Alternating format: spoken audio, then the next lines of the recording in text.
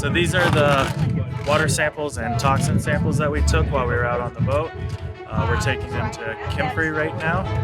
This is all 6 of our students, all of our samples plus everybody else's. So that's what all this stuff is.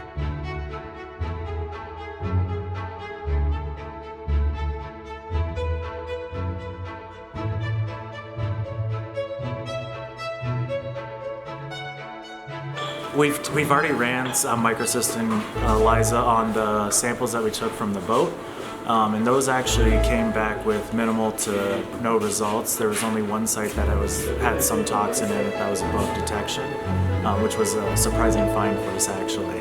Yeah, so this should be interesting to see what happens with the different incubations under different nutrient loads. So maybe we'll see some difference there.